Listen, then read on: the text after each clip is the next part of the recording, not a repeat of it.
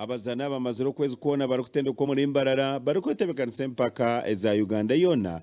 ezukuza kubaho okwezi okurukwijo muri Kampala.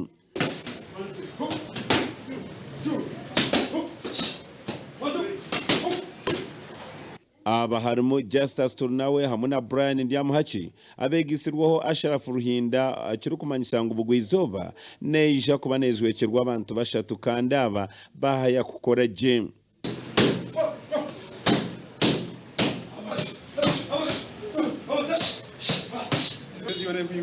Training aje munonga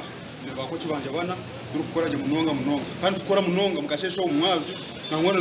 n'umushanga mushanga gatukora training ayifunire tinora base kubana ndaba muhari ya Kampala so nyine training partner wanje ogoma mwita Shirafu kwetebekana so tukozire training y'amani coach media twataho munonga ya traininga twetegekere ko kubasika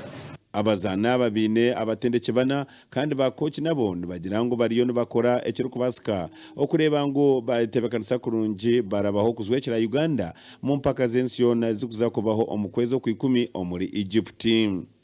Konka nobu batwire ne batendekwa bite bikoresa nkesente ne bakwata kubi kandi bagira ngo hati ne bashabo buhezi bwona abakwasa kurgayo bakabakwatiraho.